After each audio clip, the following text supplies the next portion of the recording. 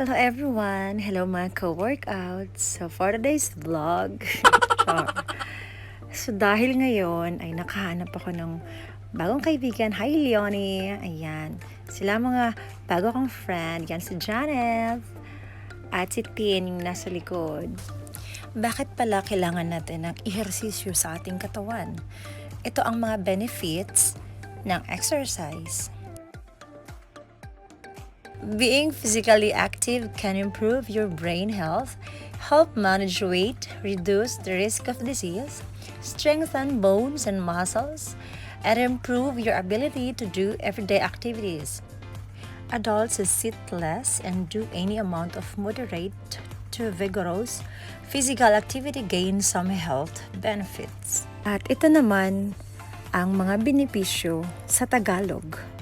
Mga agarang benepisyo: pamamahala ng timbang, bawasan ang iyong panganib sa kalusugan, palakasin ang iyong mga buto at kalamnan, pagbutihin ang iyong kakayahang gumawa ng mga pang-araw-araw na aktibidad at pigilan ang pagbagsak, palakihin ang iyong tsansang mabuhay ng mas matagal, pangmatagalang kondisyon at kapansanan sa kalusugan, iwas sa mga sakit-sakit, pampatibay ng mga buto at kalamnan. O ayan, si Leonie. Hi Leonie!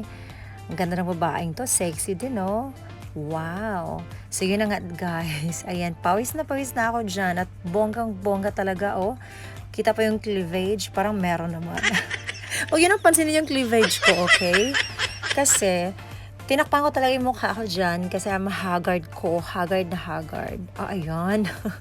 O, diba? So, yun lang guys.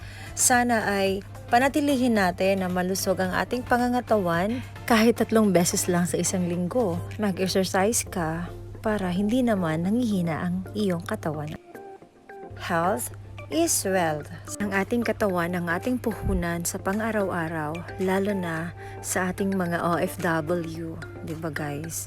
Kasi ang hirap magkasakit. Pag nasa abroad ka, bawal magkasakit. Kaya kailangan ingatan natin ang ating kalusugan ng ating sarili, magdasal tayo sa araw-araw, kumain ng masustansyang pagkain, at matulog ng nasa tamang oras. O ayan, o diba?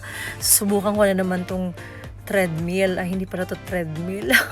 Basta yun na yun. So, yun na nga guys. O diba, andyan pa rin sila Janet. Nasa likod ko, nagti-treadmill. Sila ni Tintin. So, medyo sumakit yung paa ko dyan. Hindi ako sanay dyan eh. Ayun na nga. Kasi dati, ang mga exercise ko, outdoor, like HIIT workout, mga Tabata workout, and most of the time, nasa labas ako, nagpa-plank, nagpo-push-ups. Yun yung time na yun na talagang sobrang extremely hard workout ko. May 6-pack abs pa ako that time. Pero ngayon, may abs pa din, mga 2 na lang. O, diba? Pero never mind the abs. Ang importante, healthy tayo. Kasi importante sa kalusugan natin ay wala tayong sakit-sakit. Mag-iingat ang lahat guys. Kumain ng mabuti, matulog ng nasa tamang oras, 8 hours, uminom ng maraming tubig. Salamat sa pakikinig at panunood ng aking video. God bless everyone. Thanks for watching. Bye.